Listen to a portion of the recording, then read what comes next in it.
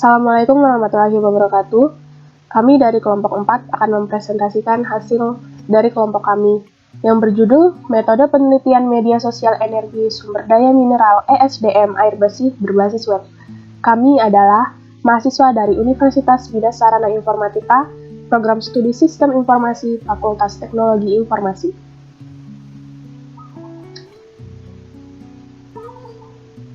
Kemudian dari kelompok kami beranggotakan 3 orang, ada Effendi, saya sendiri Imelda, dan kemudian Rusman.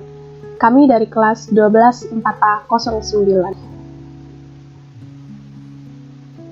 Puji syukur kehadirat Tuhan Yang Maha Esa atas berkat dan rahmat-Nya sehingga dapat terselesaikannya tugas dari metode penelitian ini. Kemudian terima kasih kepada Bapak Erlangga Brahmanto selaku Kepala Kampus BSI Yogyakarta.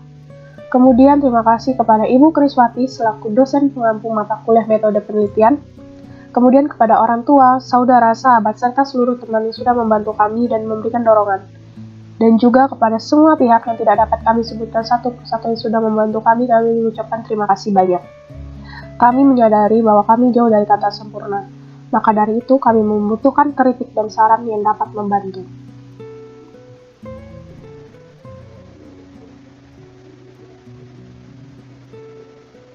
Latar belakang masalah. Apakah benar di Indonesia ini masih kesulitan air bersih? Masih banyak berbagai daerah di Indonesia yang masih sulit untuk mendapatkan akses air bersih. Salah satu penyebabnya adalah pada saat musim kemarau tidak ada penampungan air pada saat hujan. Kemudian pencemaran air yang disebabkan oleh limbah industri, rumah tangga, maupun limbah pertanian. Selain itu, adanya pembangunan dan penjarahan hutan menjadi penyebab berkurangnya kualitas mata air dari pegunungan karena banyak air yang tercampur dengan lumpur yang terkikis kemudian terbawa ke aliran sungai, jadi air bersih pun menjadi barang yang sangat langka.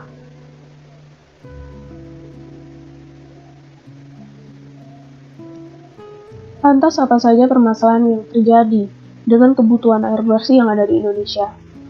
Untuk masalah kebutuhan terhadap penyediaan air bersih sangat meningkat dari waktu ke waktu, apalagi pada saat kemarau. Pemerintah sangat kewalahan dalam menanggapi hal tersebut. Kemudian, salah satu informasi yang dikutip dari Badan Penanggulangan Bencana Daerah BPBD untuk wilayah Jawa Tengah sendiri saja pada tahun 2019 mencatat sebanyak 1048 desa yang terdampak pada 250 kecamatan, belum lagi untuk daerah-daerah yang ada di seluruh Indonesia.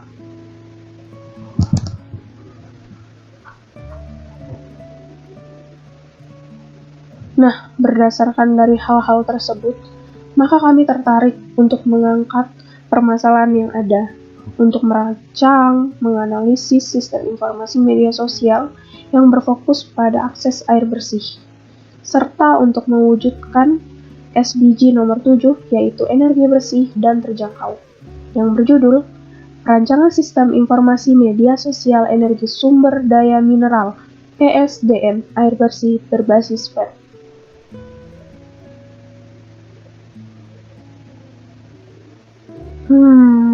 Maksud dari dibuatnya web ini buat apa sih?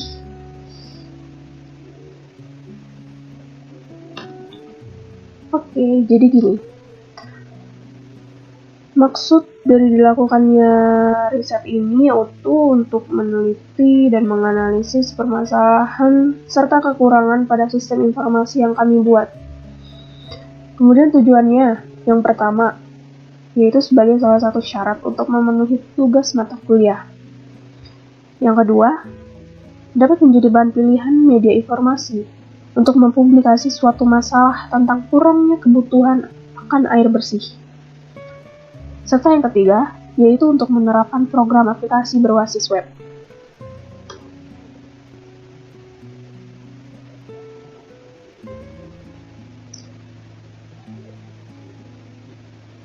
Kemudian untuk batasannya yaitu, dalam penelitian ini, kami membahas tentang analisis sistem informasi dengan ruang lingkup yang pembahasannya meliputi proses alur pendaftaran user, proses pengunggahan konten donasi, serta proses pendonasian dan proses pembuatan laporan pendonasian.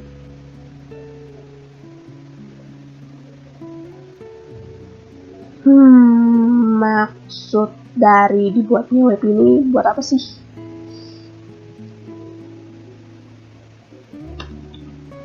Oke, jadi gini.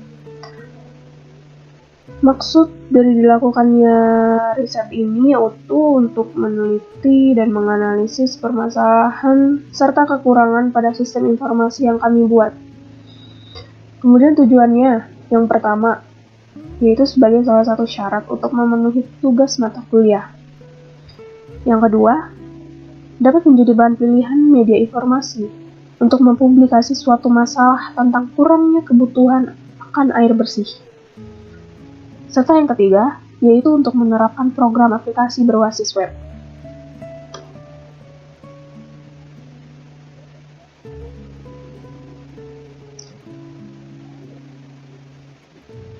Kemudian untuk batasannya yaitu, dalam penelitian ini, kami membahas tentang analisis sistem informasi dengan ruang lingkup yang pembahasannya meliputi proses alur pendaftaran user, proses pengunggahan konten donasi, serta proses pendonasian dan proses pembuatan laporan pendonasian.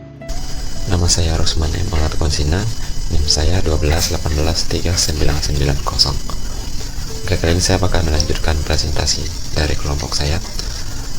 Di sini metode penelitian apa yang kita gunakan dalam membuat proyek ini.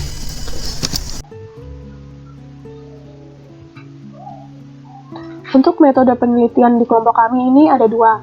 Yang pertama, metode observasi non-partisipan. Nah, di metode ini kami melakukan pengamatan dalam jarak jauh ya. Kami tidak terjun langsung, mengingat beberapa hal yang terjadi di Indonesia dalam waktu belakangan ini, seperti pandemi corona, jadi kami tidak mungkin terjun langsung ke dalam lapangan. Kemudian, untuk kegiatan yang kami lakukan juga, dalam kegiatan penelitian ini, dari beberapa konten yang ada di web yang kami teliti, untuk distributor yang membutuhkan air bersih ini tidak hanya untuk wilayah Jogja saja, melainkan berlaku untuk wilayah seluruh Indonesia. Jadi kami tidak mungkin mendatangi satu-satu. Untuk tahapannya, kami mencari tahu, kami mencari kontak daerah yang membutuhkan, kemudian penyedia air bersihnya ada di daerah, ada di sebelah mana saja. Seperti itu. Kemudian, yang kedua adalah metode browsing.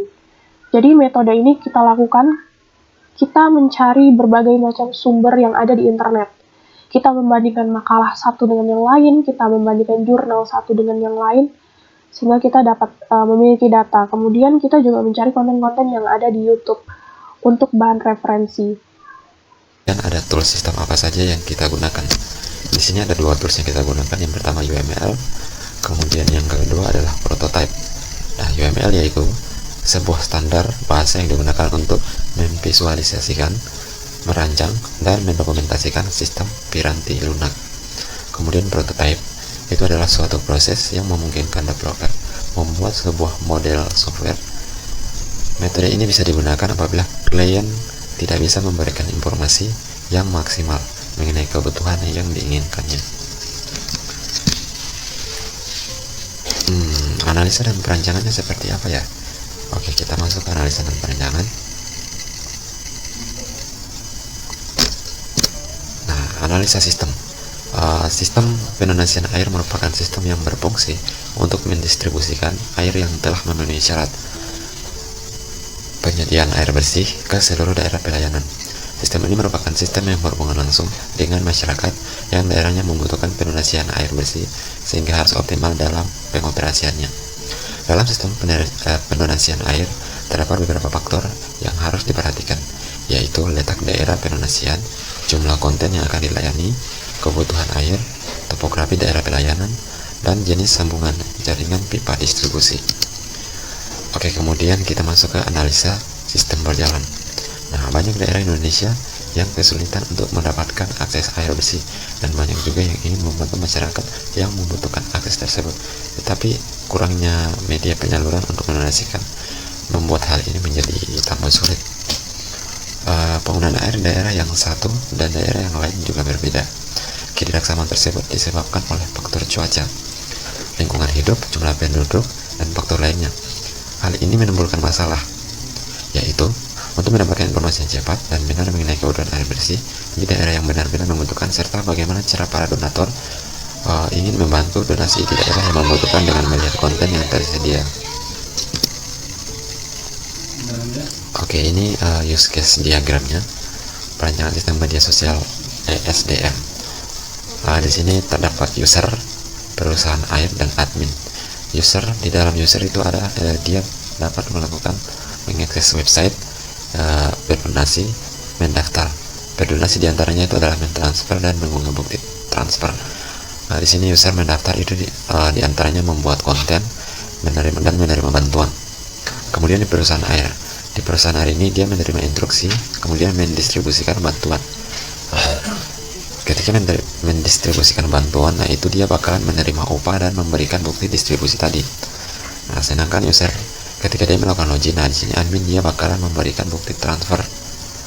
Nah, kemudian dia mengolah donasi, mengelola konten, memberikan upah, dan mengolah data user. Mengolah donasi, nah itu di dalamnya juga memberikan instruksi. Nah, kemudian mengelola konten, nah itu dia bakalan mengecek kebenaran dari konten yang telah dimasukin, yang telah diunggah oleh user tadi. Nah, kemudian memberikan upah, menerima bukti distribusi dari perusahaan air. Kemudian dia mengelola data user tadi. Itu saja penjelasannya. Terima kasih.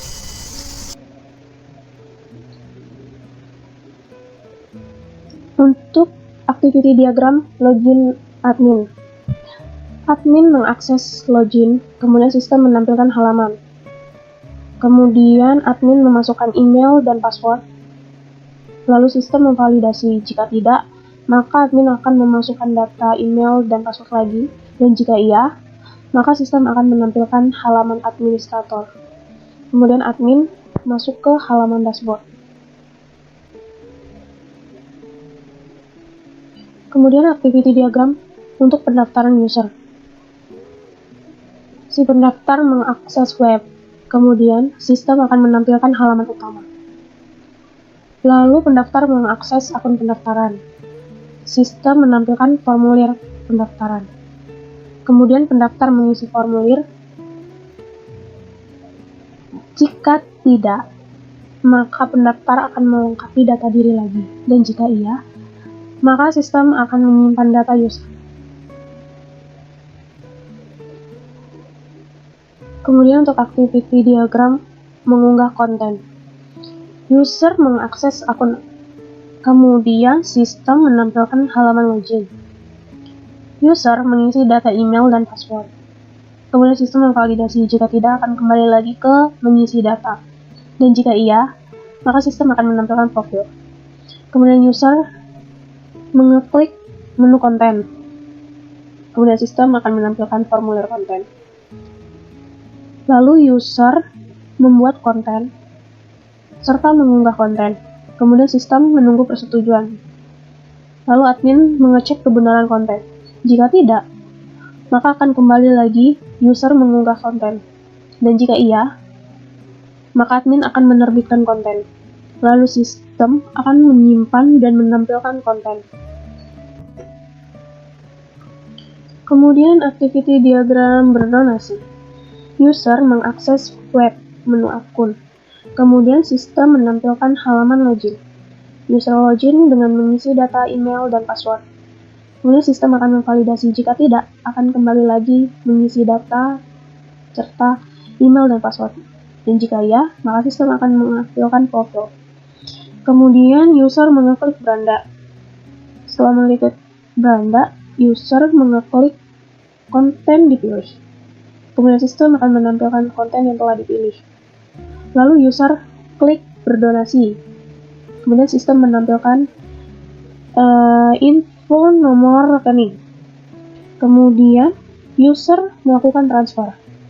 Setelah user melakukan transfer, user mengunggah bukti transfer. Kemudian sistem menyimpan bukti transfer Kemudian admin akan memverifikasi bukti transfer tersebut.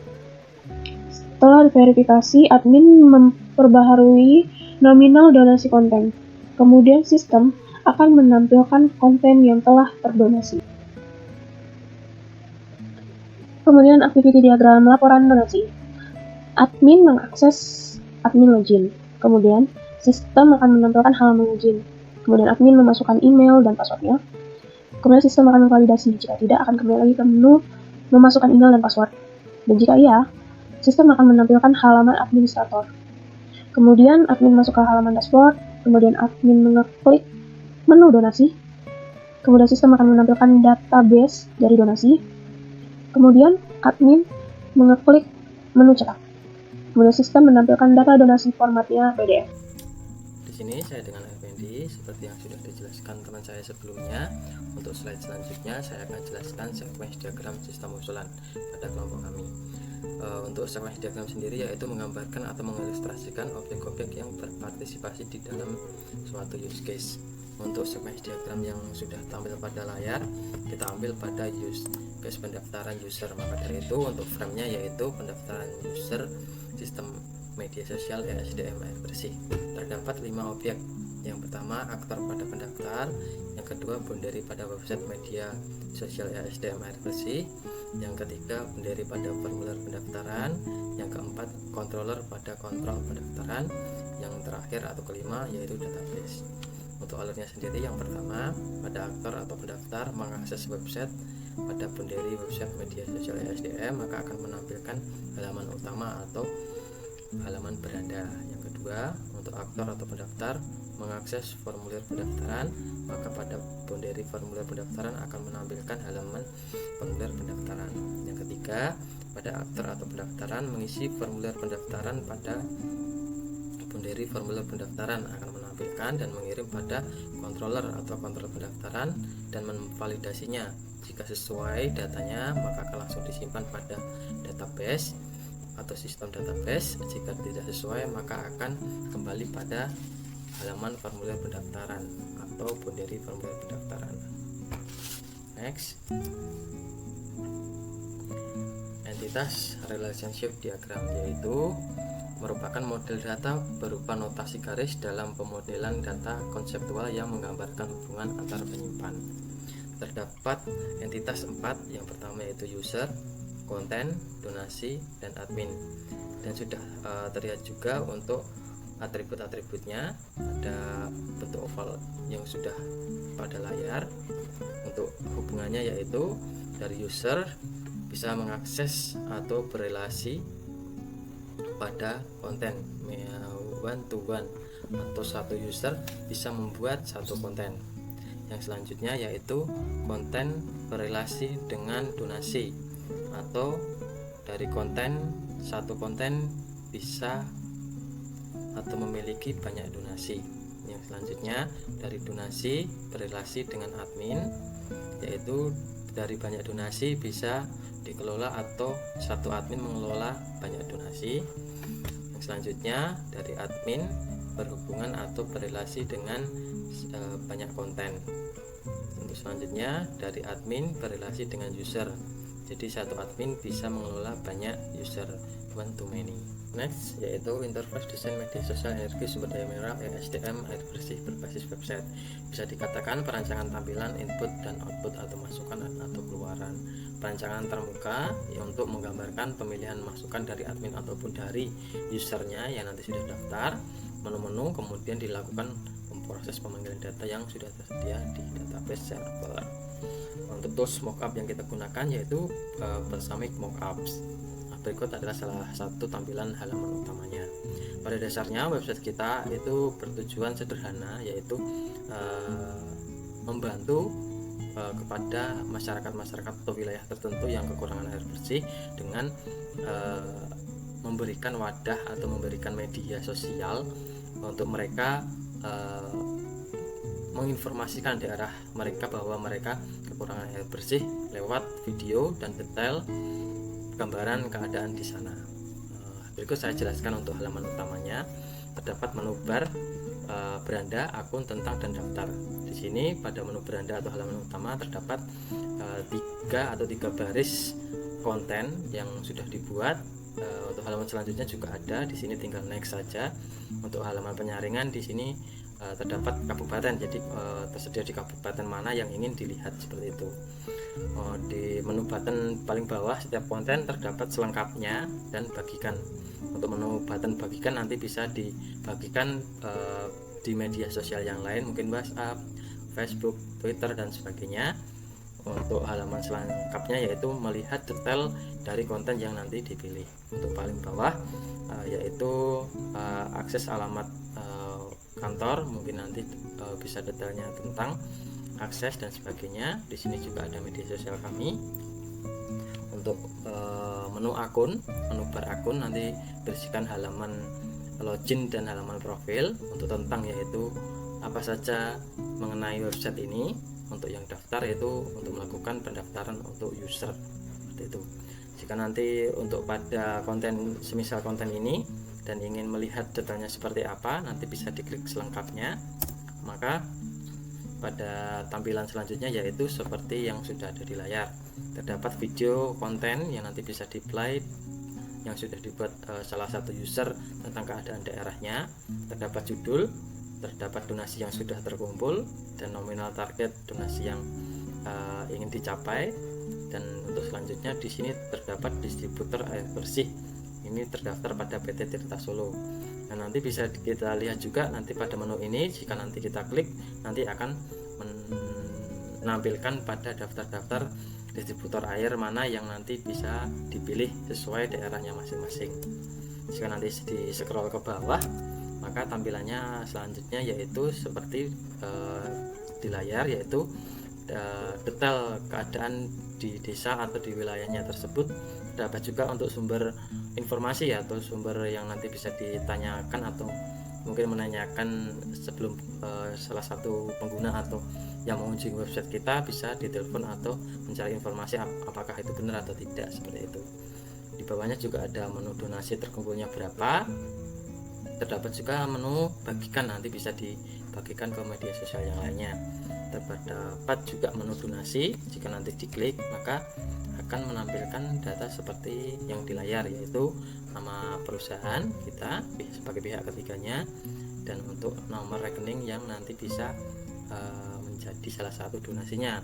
Dan terdapat contoh juga untuk nominal transfernya, jika nanti untuk salah satu atau mungkin orang lain ingin berdonasi kepada konten tersebut, nanti bukti transfernya bisa diunggah di sini melalui menu di bawah ini, unggah bukti transfer, atau bisa diinfokan untuk via WhatsApp. Jika nanti bisa dikirim via WhatsApp, maka untuk tampilan pada menu yang sudah didonasikan akan menampilkan pesan yang nanti ingin ditampilkan pada halaman beranda kontennya seperti yang sudah ada di layar, atas nama siapa, nominal berapa, dan pesannya, seperti itu. Next, yaitu halaman distributor air yang tadi pada menu detail konten tadi terdapat wilayah mana saja. Di sini ada salah satu contohnya wilayah Sragen atau wilayah Tulungagung atau wilayah Sukoharjo dan sebagainya. Di sini juga ada nama distributor airnya, alamat, nomor telepon yang bisa dihubungi, dan tarif. Secara transparan juga bisa dilihat langsung untuk harga per liter, kapasitas tangkinya berapa, harganya berapa, seperti itu. Next, yaitu halaman di menu bar akun. Pada menu akun terdapat halaman login untuk mengisi email, password, login, batal, dan pendaftar. Login nanti jika sudah mendaftar atau sudah mempunyai akun user ID. Untuk batal nanti jika untuk mengkoreksi. Untuk pendaftaran jika nanti belum mendaftar. Jika nanti untuk menu button ini diklik pada pendaftaran, maka akan muncul tampilan halaman seperti halaman formulir pendaftaran user. Terdapat menu teks di nick, KTP, nama lengkap, jenis kelamin, nomor HP, alamat, kecamatan juga bisa nanti di search. Ini kabupaten juga sama, email, password. Jika nanti sudah sesuai tinggal daftar. Jika ada yang perlu diperbaiki nanti bisa diklik batal.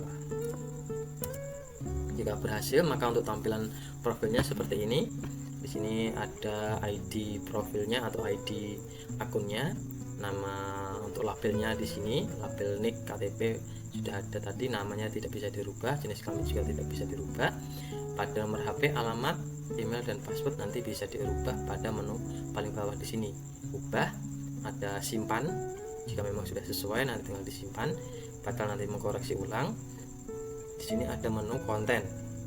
Ini yang nanti bisa membuat setiap user bisa membuat konten pada menu di sini. Jadi yang mengakses pada akun, masuk pada profil, baru masuk pada konten. Jika sudah selesai, di sini juga ada menu logout.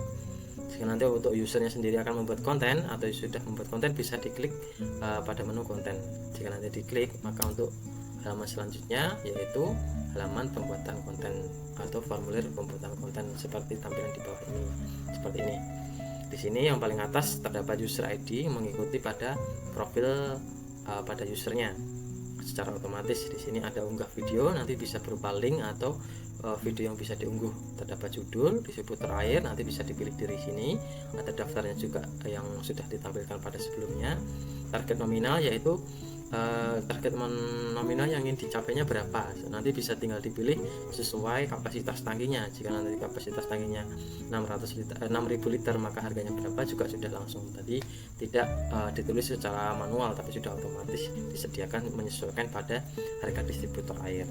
Untuk tanggal maksimal bantuannya yaitu masa tenggang maksimalnya, seandainya mungkin 1 minggu dari uploadnya, atau 2 minggu atau 3 minggu, atau bisa 1 bulan. Untuk selanjutnya yaitu di area teksnya itu di deskripsi keadaan yang dialami masyarakat di desa tersebut. Untuk next, halaman di scroll ke bawah, maka akan tampilan menampilkan nama lengkap sumber informasi, nanti bisa yang membuat konten itu, atau mungkin perangkat desa juga bisa, untuk nomor WhatsApp yang bisa dihubungi untuk diminta informasi juga. Untuk nominal terkumpulnya nanti jika sudah membuat konten bisa dicek lagi, maka nominal yang sudah terkumpul berapa. Ini untuk menu button edit, itu untuk mengedit salah satu mungkin deskripsinya atau mungkin memperbarui videonya juga bisa. Batal untuk mengembalikan pada detail konten pada sebelumnya. Jika sudah sesuai semuanya, tinggal diterbitkan. Next yaitu kesimpulan dari sistem itu yang kita buat, yaitu sistem yang dibangun ini dapat mempermudah dalam proses pendonasian air bersih ke seluruh Indonesia, sehingga siapapun dapat mengajukan pendonasian dan siapapun bisa menjadikan pendonasi atau donatur, membantu sesama yang membutuhkan air bersih. Jadi untuk website ini memang khusus untuk berfokus pada akses air bersih. Untuk kesimpulan kedua yaitu sistem informasi yang dibangun dapat data persediaan air, kemudian di daerah mana saja yang membutuhkan bantuan air, dan data pengguna atau pendonasian yang sudah terkomputerisasi, dan dengan adanya laporan sehingga dapat dengan mudah memberikan informasi yang cepat, tepat, dan akurat setiap harinya. Demikian dari saya. Terus selanjutnya akan dilanjutkan oleh teman saya. Terima kasih. Terima kasih atas partisipasi kalian sudah mengikuti presentasi kami ini. Kami mengucapkan terima kasih banyak, dan kami juga mohon maaf jika ada kata-kata yang salah maupun suara dan intonasi kami yang kurang jelas maupun pengambilan gambar kami yang kurang jelas. Kami mohon maaf yang sebesar-besarnya, karena tidak ada yang sempurna di dunia ini. Kesempurnaan itu hanya milik Tuhan. Oh ya, jangan lupa tinggalkan jejak kalian di kolom komentar kami ya. Terima kasih.